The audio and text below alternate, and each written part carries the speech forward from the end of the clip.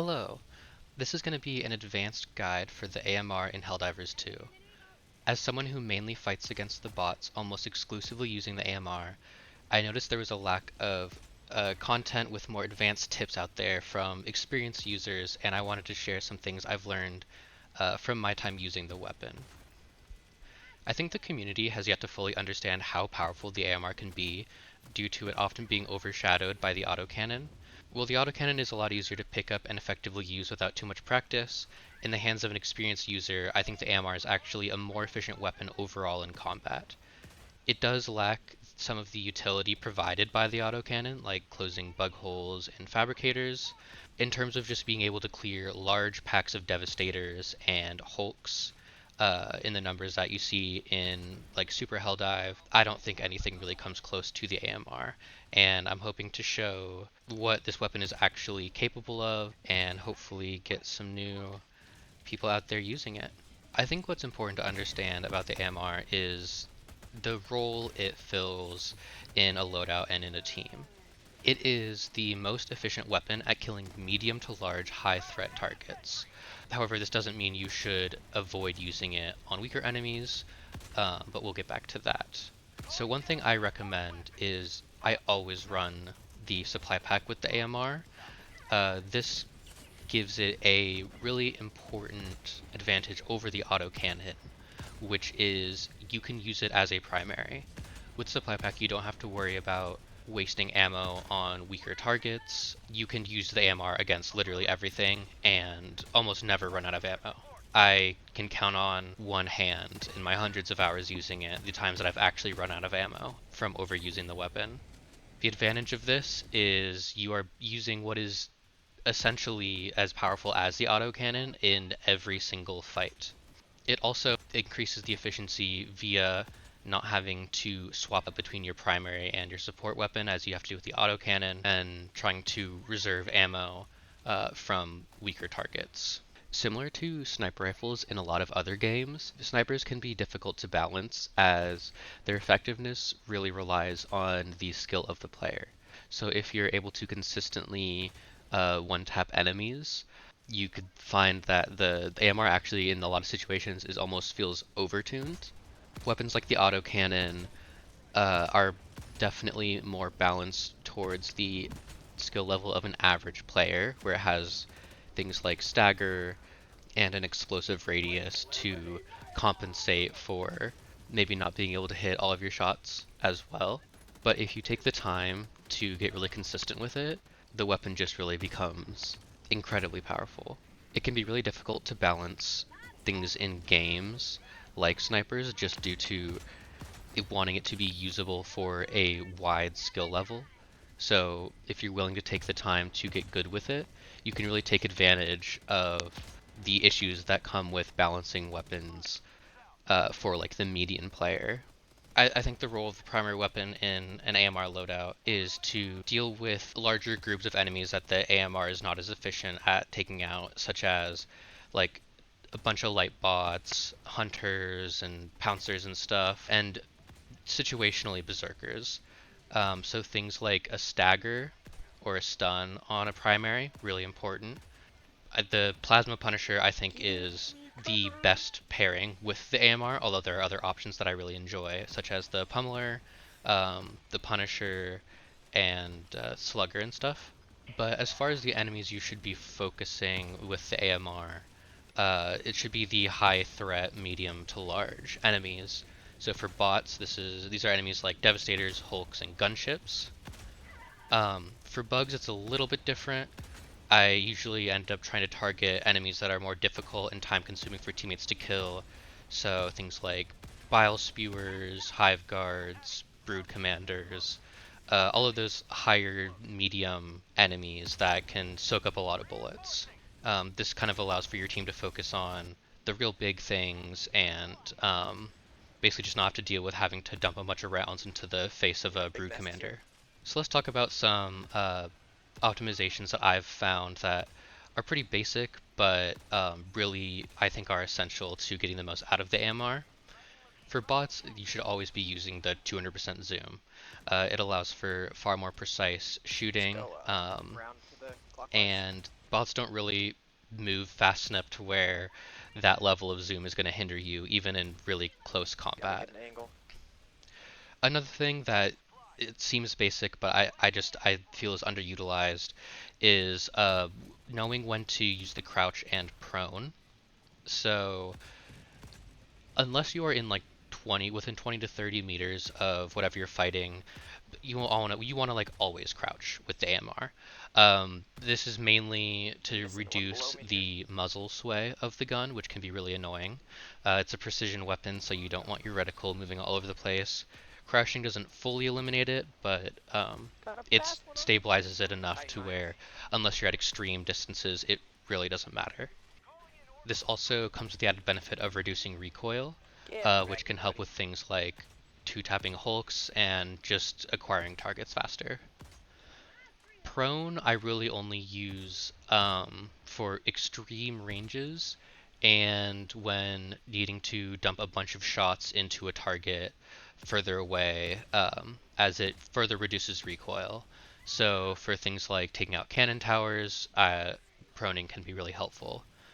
A disadvantage of going prone is that if you're on uneven terrain, it'll like readjust your aiming to be parallel with the angle of the ground you are on. So if it's sloped kind of down to the left when you move your mouse, what should be straight left, it'll actually kind of move down to the left in accordance with the terrain you're on.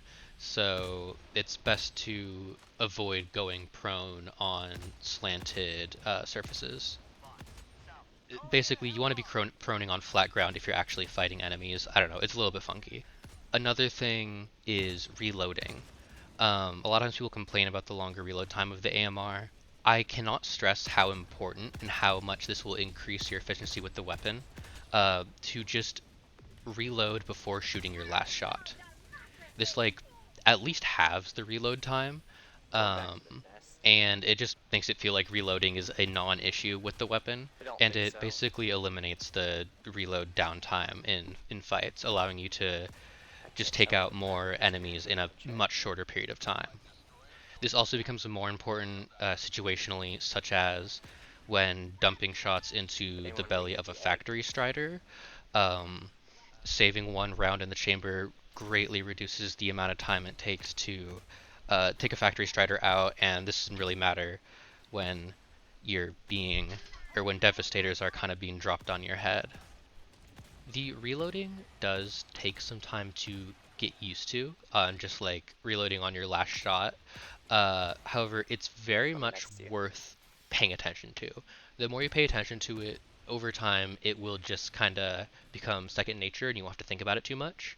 What I And that's when think the does. AMR really starts to Punch. shine. It's actually not too difficult to tell when you're on your last shot quickly. It's just when the mag turns red in your HUD, then you should reload. What it's red when you just have one shot left, and that's the one that you don't want to shoot. The most difficult thing about the AMR is definitely its misaligned scope. This is something that just takes practice and time to get used to. It at a certain point kind of just becomes a non-issue for the most part. You can just get a sense of where the shot is actually going to go, but it can be frustrating, and I think is mainly what keeps people away from using the weapon initially, as hitboxes in this game are already a little bit funky at times, so just having a misaligned scope does not help the problem. The shots go a little bit up and to the left, not significantly so. At short ranges, this really doesn't come into play, but at longer ranges, it does need to be taken account for. And yeah, this is really just something that takes some practice to get used to. All right, so let's cover some important breakpoints and tips for the bots. Um, so starting with Hulks, it's 2 shots to the faceplate, um, and 4 shots to its rear heatsink. And I believe if you hit a 5th shot on the rear heatsink, it finishes its like bleed out thing immediately. But if you don't want to waste that last bullet, you can just wait. The faceplate hitbox is a little bit funky. They did somewhat recently increase it by quite a bit, which has made hitting the shots a lot more consistent, but it's a little bit weird.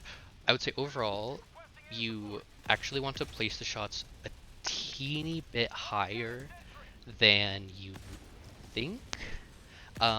This is, I don't know if this is actually like 100% true. This is just from experience, but it seems like the faceplate hitbox kind of extends a bit more above the like red glowing part than you would think. Um, Timing is actually really important for shooting the hulks. Um, if you don't have a flash or they're just farther away or for whatever reason, um, hitting the faceplate on a moving Hulk can be really tricky until you figure out the pattern. So the Hulk's faceplate bobs up and down as it runs, and the animation of the Hulk running, it kind of like through the Hulk's stride slowly rises up and then kind of snaps down to the bottom of its stride. You want to time your shots to hit the faceplate right as it snaps down to the bottom of the Hulk's stride. So when the faceplate is at its like lowest point in that like up and down motion. I think the reason why it's the most consistent here is that is it kind of stays at that lower spot for a bit longer. Um, and timing also helps because you can kind of, the moment the faceplate is at the peak of its stride, um, you can kind of shoot just like a moment after that point where the faceplate will fall to. And it really helps with hitting those headshots more consistently on moving hulks. This is another thing that definitely takes some practice, but try to pay attention in the clips of when I am shooting the faceplate in its stride and the shots that hit versus the shots that don't. Usually the shots that don't quite hit, I am shooting a little bit too early and not kind of waiting for the Hulk to kind of be in the right spot to hit the faceplate. So this here is a really good example of that. I'm gonna play the clip a couple times over just so you can see, but um, yeah, you can just kind of see how I'm timing my shots with the Hulk's stride, and you can kind of see how it bobs up and down. And feel free to rewind this a couple times just to kind of like get that pattern down, or the timing down with the shots. Once you get that timing down, taking out moving hulks will actually become far more consistent, even at range, which is an incredibly useful part of what the AMR is able to accomplish, as I feel as though the autocannon is not as reliable at taking out moving hulks at range. So for Devastators, generally they take 2 shots to the chest and legs and 1 shot to the head. If the Devastator is not facing you and you're not able to target the head or the chest from the front specifically, for heavy Devastators, it takes 2 shots to the upper area of the backpack. I don't know if this is like a glitch or just something weird, but sometimes it takes like 3, sometimes maybe even 4. I don't know. But like, 3-ish shots if they kind of land on like the lower half to 2/3 of the backpack. So yeah, 2 shots to the upper part of it. If you're from the back or the side. And rocket devastators are really weird. This I think is definitely more of a. I don't think this is necessarily intended. Sometimes a rocket devastator will tank so many shots to the side of its torso or its back. Um, so I would just, if you're not able to hit the front of the chest or the head, take out a leg. It's just 2 shots to one of the legs, and that is the most reliable way of taking them out from weird angles. Scout Striders take 1 shot to the hip joint, kind of like where it joins the main body of the Scout Strider. I'll have a clip to kind of show where that is. You can also just, if that's kind of tricky, it takes 2 shots to the upper area of the Strider for both the like the fully armored ones and the normal ones. So for Berserkers, this is where, depending on the situation, you may want to swap to your primary. However, the AMR actually can drop berserkers very quickly if you are comfortable with shooting the AMR, if like hip firing it. So it takes 2 shots to the berserker's stomach, which you can. It allows you to, if you hit your shots, drop a group of berserkers very, very quickly. It does take 3 to the chest. I wouldn't recommend aiming for that, but if it happens, it's just one more shot. If you need to maintain your position or cover, I would recommend swapping to a primary with stagger, um, unless you I feel like you're able to take out the berserkers before they're like right on top of you. When it comes to cannon turrets and like the main like types of tanks, it takes 6 shots to the heat sink. This is kind of a lot, but you can pump those shots out very quickly, even at further ranges, by going prone. Um, this is important for when you are sneaking up on a base and needing to take out one of the cannon towers. If you just get up behind it, go prone, you can land those 6 shots even from kind of more extreme angles before the turret is able to turn and hide that heat sink area. Shredder tanks take 7 shots, I believe, to the back or sides of its turret. These can be a bit more annoying just because they turn really quickly, so you either kind of have to get on top of them or wait for them to like look at a teammate or something. The turrets on like command bunkers and like the mega bases for bots, they take 7 shots, but this can be on any part of the turret, including like the front armored looking bit. It doesn't really matter. It's just going to take 7 shots to blow it up. The AMR really excels against gunships. It takes 3 shots to the thrusters. This was recently changed. It used to take 4, but they reduced I believe it was like the durability of the thrusters. Um, but this change means that you can now take out 2 gunships with a single mag, so you don't have to reload in the middle of it. Um, you'll have to lead your shots at range a little, but not by a huge amount. And yeah, you can just drop a handful of gunships extremely quickly, even if they are on top of you. For factory striders, um, it takes 3 shots for each of its like chin-mounted machine guns. Um, a little tip for if you're shooting, trying to take these out from the side of the strider. For some reason in this game, the dead bodies of certain enemies maintain a hitbox despite their like visually not being anything there. I probably experienced this happening with Hulks, where just for some reason your shots are hitting an invisible wall above body, but the Strider machine guns also have this. So if you are directly at the side of the Factory Strider and you're trying to take out the machine gun opposite of like your position, shoot a little bit more in front, kind of at like the tip of the machine gun itself. This will get around that invisible like hitbox of the dead turret, and allow you to get the one on the opposite side. Uh, Really annoying. I wish they would fix this, but for now, it's actually not too difficult to get around. For the factory starter itself, I'm not exactly sure how many shots it takes. Um, it's usually about 3 mags-ish into the stomach. Make sure you target one of the doors. Each door on the stomach has a separate health pool, and this is very important. This is where like the reloading um, with 1 shot left becomes a lot more important. You can just save a lot of time and take these out much quicker if you are uh, not having to rack another round into the chamber every time. Alright, so let's cover loadouts. For bots, so as mentioned before, the Punisher Plasma is going to be your best option for primary pairing with the AMR.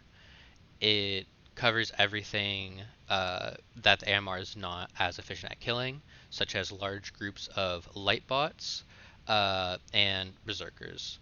Those are going to be your main 2 enemy types that you're going to be killing with your primary. It has the benefit of stagger, which is really good for larger groups of berserkers. This allows you to kind of just keep a bunch of them stuck in the same spot, allowing you to not be forced out of your position, and yeah, it just does a good job of dealing with them. And when it comes to light bots, sometimes there's larger groups of them, and it just is able to quickly deal with those very easily. It also has the added benefit of being able to deal with devastators and such. So if you die and don't have access to your AMR, um, you're still able to fight your way back to getting it. Other weapons I would recommend. Uh, Honestly, none of the assault rifles are really. You can really use anything with it, but I wouldn't really bother any assault rifles. Obviously, not the marksman rifles.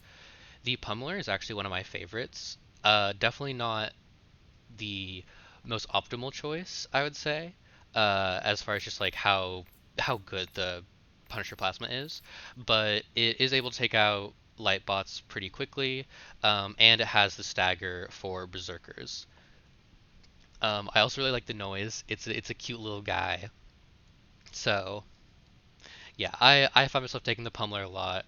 Um, but if you're going for just best loadout you can have, I would still say Punisher Plasma. Shotguns actually also become really viable.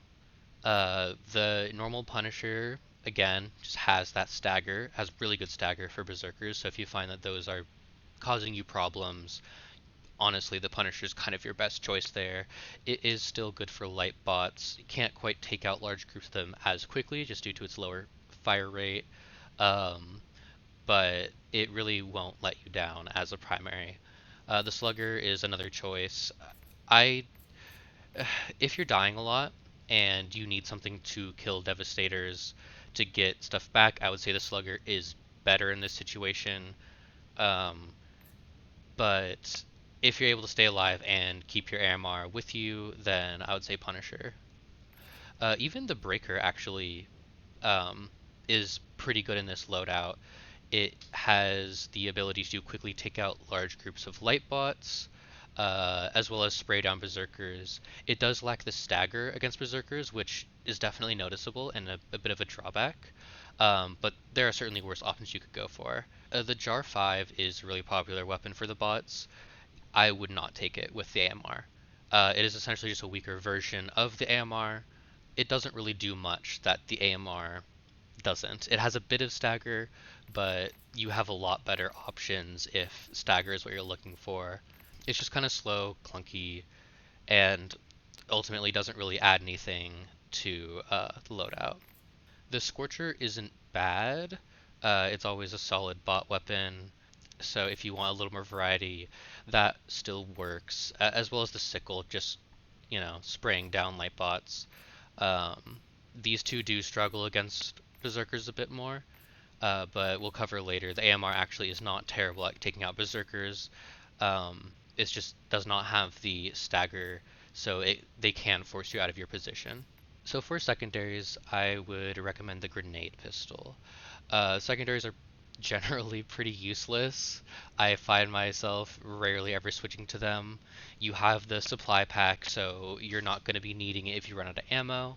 And the grenade pistol just offers you the utility of closing bug holes and destroying fabricators, uh, which is important as stun grenades are the next thing that we're going to cover.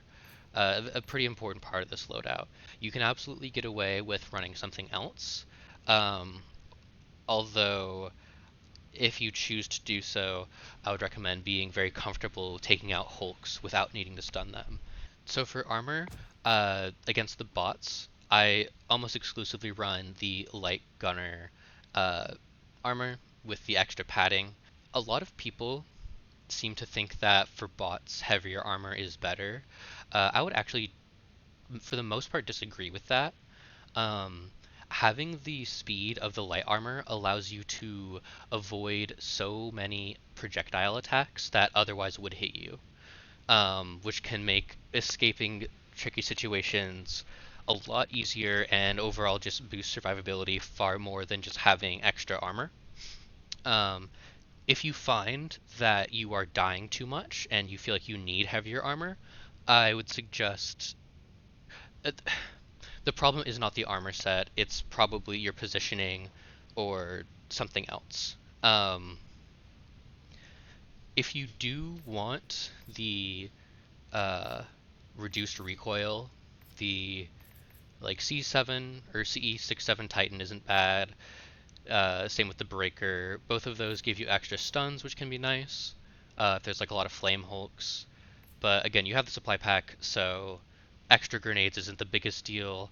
And honestly, the extra recoil reduction is nice, but once you get used to the handling of the AMR, I don't really feel as though it outweighs the benefits of just having essentially like medium armor stats but with a light armor speed. The PH9 Predator armor is another option. If you really like the faster weapon handling, you can go for it. I am used to just the handling of the AMR. I don't find the better weapon handling to be all that helpful for me. But if that's something you prefer, then that's fine. So for stratagems versus the bots, obviously you're going to bring the supply pack and the AMR. If you really want to kind of try hard, depending on the mission type, I would say the most versatile would be Eagle Airstrike and the Precision Strike.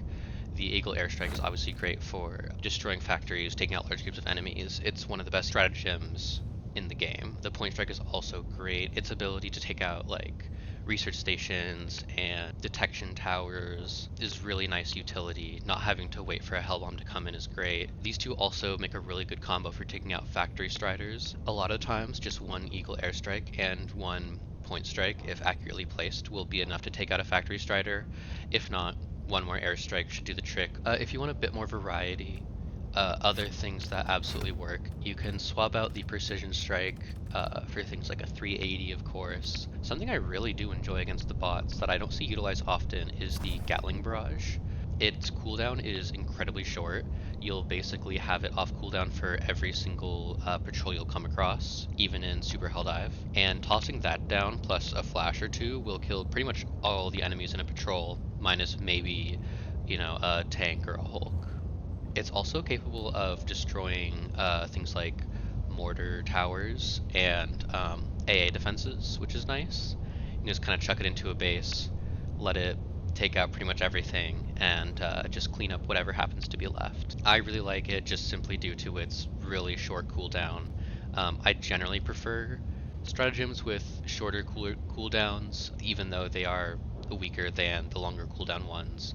I just find it more engaging and more fun rather than throwing a 380 and then kind of waiting for a few minutes to be able to do it again. But that's just my personal preference for playstyles. The 380 is absolutely a super powerful stratagem, especially for taking out heavy bases and the like mega bases.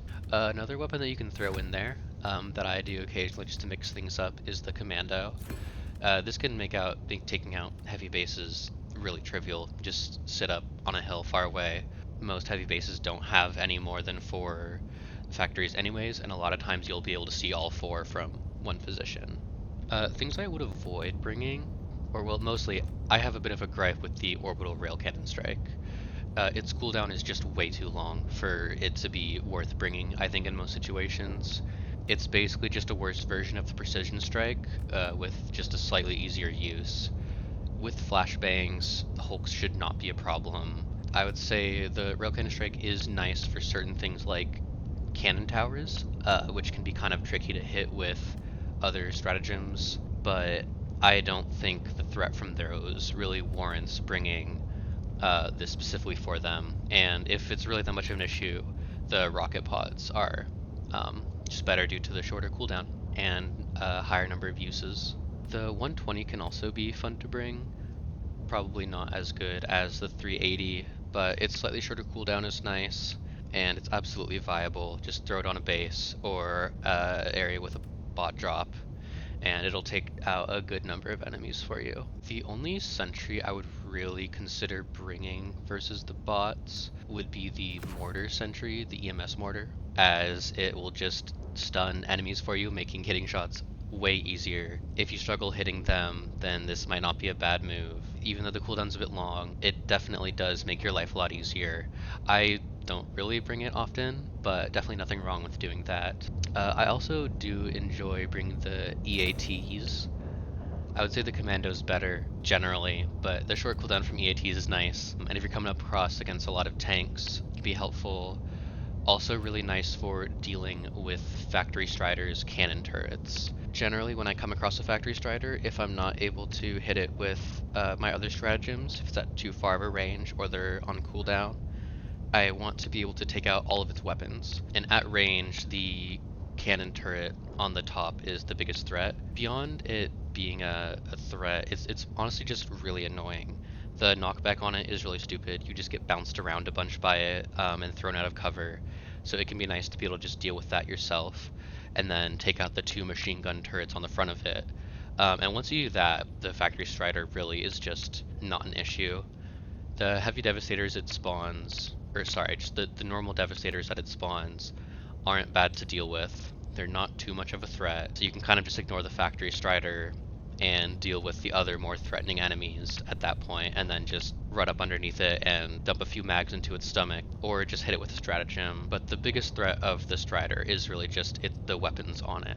So being able to have an ability to take out the cannon turret by yourself can be really nice. I almost always do bring the Eagle Airstrike when I'm pairing it with something else.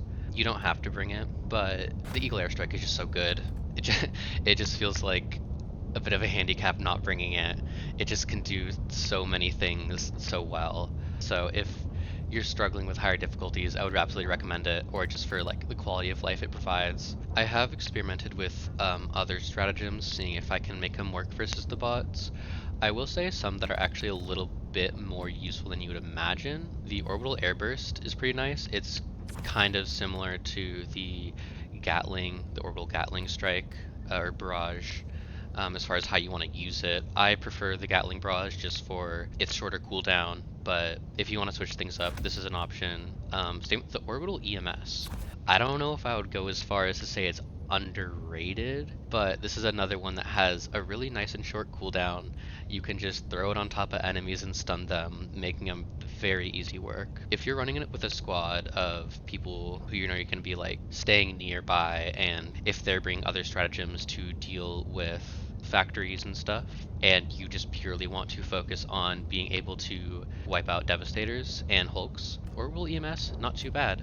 Oftentimes, I find myself going off on my own and doing things, so if you want to just be as self-sufficient as possible, I would say stick with the Eagle Airstrike for sure, probably Precision Strike, or yeah, again, Gatling Barrage, I do think underrated versus bots. Yeah, you can really run a lot of things. Versus the bots, you have a lot of loadout variety just because the AMR can kill every single enemy. Some you do have to, get around behind it, but you ultimately can rely on your AMR to take everything out if need be. The AMR is actually surprisingly useful versus the bugs. It is excellent at taking out medium to large enemies.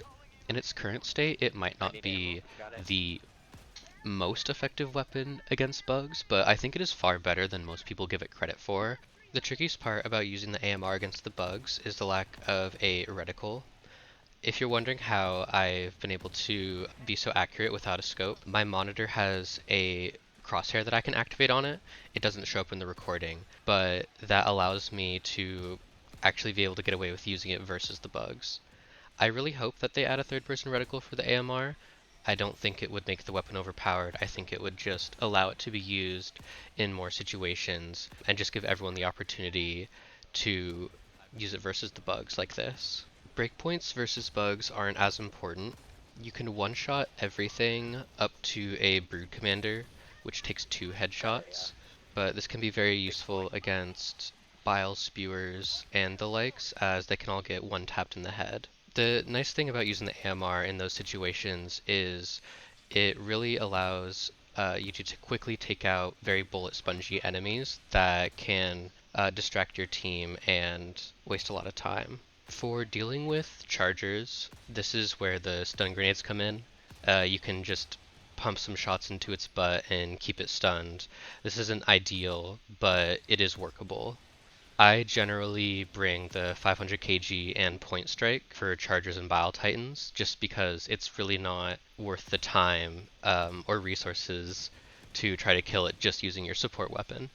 In a pinch, it's absolutely doable, but it's best to rely on stratagems for the heavies in this situation. The AMR also does offer quite a bit of utility versus bugs. While it's not the most ammo efficient at dealing with shrieker nests and spore spewers, it absolutely can take them out.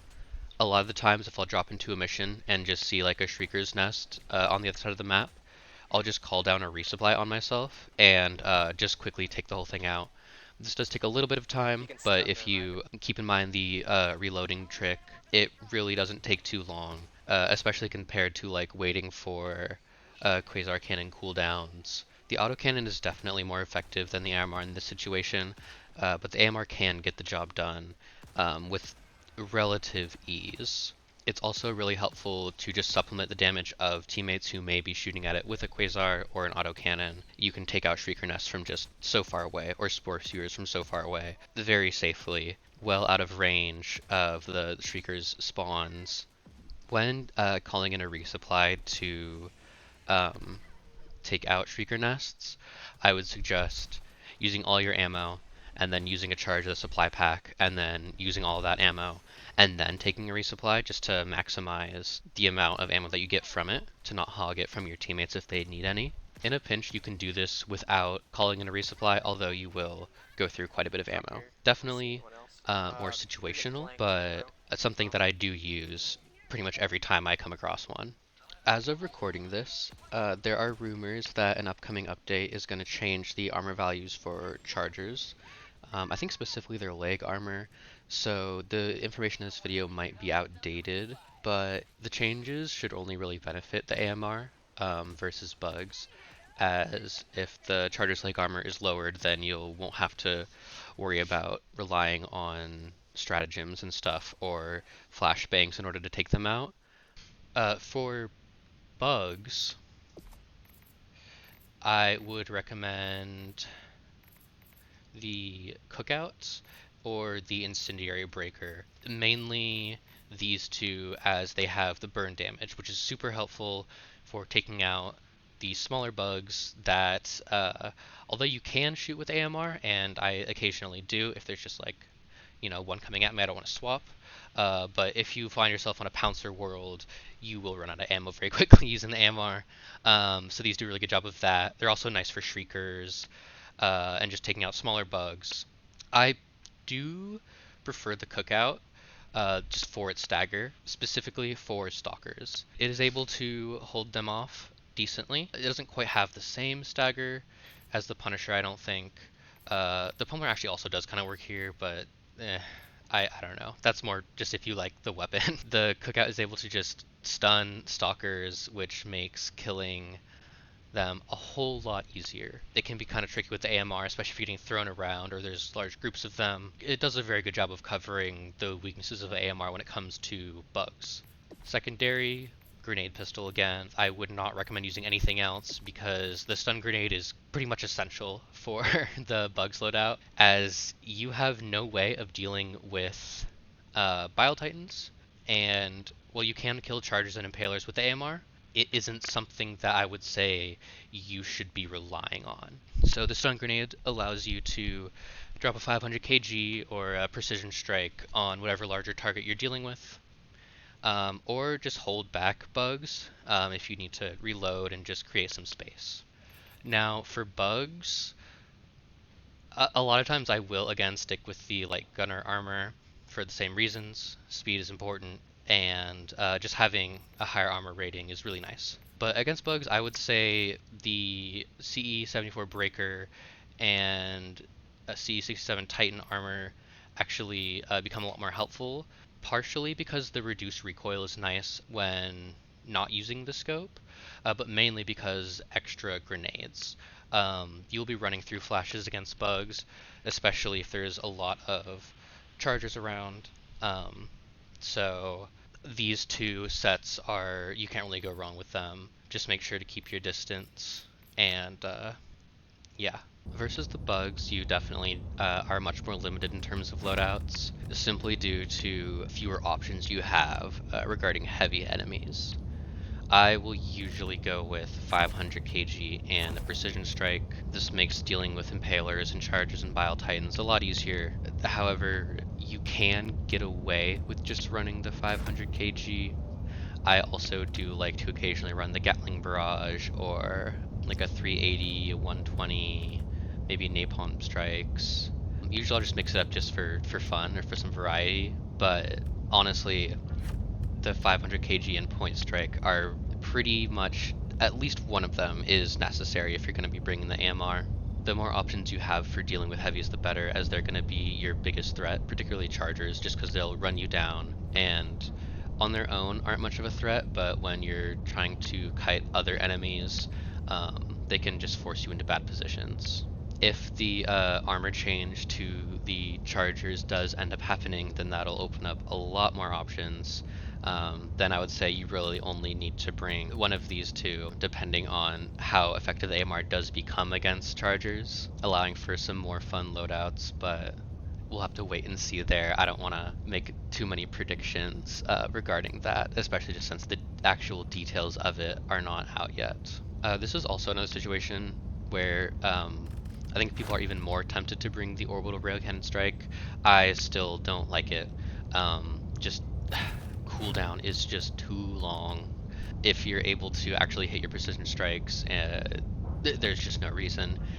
I would highly recommend bringing stun grenades on bugs way more than bots. With bots, you can get away without it pretty easily if you get your shots. But versus bugs, it just the quality of life improvement from the stuns is just too good to give up. Chargers are going to be the most annoying enemies you got to deal with. So yeah, just throw a stun, throw a precision strike. You have the supply backpack, so running out of grenades isn't really going to be an issue unless you're being really wasteful. And yeah, you can just throw what, like almost 2.5 precision strikes in the time you can throw out one rail cannon strike. And with the density of chargers and like heavy enemies you'll be dealing with in Super Helldive, the rail cannon strike just really is not it for me. If you really like it, sure, but I would really recommend trying to get comfortable with the 500 and the precision strike. I would also say the expendable anti-tanks aren't a terrible option, maybe in replacing one. As of now, the head hitbox for the Bile Titan can be really inconsistent, so I haven't really been using it much lately, but that is also something that will hopefully be fixed soon. And if that is the case, then the EATs are going to be a lot better of an option. Right now, I just personally find the EATs really fun. I prefer how much more interactive they are than something like just like a 500 or a precision strike, as you have to call it down and aim it yourself. I just find it a lot more engaging to use. Not as good. You definitely have to think about it a lot more, but very viable. Also helpful for dealing with shrieker nests and spore spewers. Can be quite useful for stripping leg armor or killing chargers, particularly the spore chargers, because you'll still be able to just one-shot those in the head. This is definitely more of a pick just for fun, but it's not bad. Super Helldive definitely can get quite tricky, but this is a PvE game, and you can honestly get away with some really silly loadouts as long as you kind of understand how the game works. So I wouldn't worry too much about min-maxing. I would just more focus on stratagems that you enjoy using. The autocannon sentry and rocket sentry are also not bad choices versus the bugs. I don't usually bring them because, again, I don't like the longer cooldown. I like to have as many options available to me, like in every single engagement as I can, but they are good at killing heavies. I would just say be careful with your placing them and play around them to try to protect them from things like chargers using your stuns, as you really don't want a longer cooldown stratagem like a rocket sentry to just be immediately run over by a charger. I know a lot of people do prefer the jump pack over the supply pack against bugs and also for bots at times. but with the AMR in particular, I think you are giving up a lot of potential power by foregoing the supply pack. Being able to carry basically 3 times the amount of ammo for your AMR just in that one supply pack is really insane. You'll rarely ever run out, and if you do, you'll almost always have either a resupply off cooldown, another AMR ready, or another supply pack ready to call in. So I really would highly, highly, highly recommend the supply pack. Just the extra ammo is so good. It just really allows you to use the AMR against every single enemy you're coming across, greatly increasing its overall effectiveness. This video is kind of unorganized, a little bit ranty.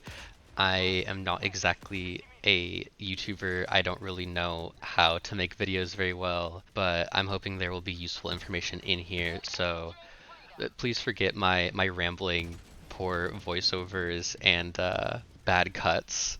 But I do promise that there is good stuff in here. I was really just kind of getting a little bit bothered by the lack of AMR representation in the Helldivers community. So yeah, I hope you enjoy.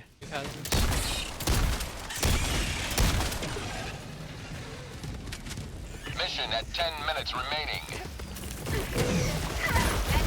Dropping a pin. East. Far. The fucking charger just ran straight through my stuff.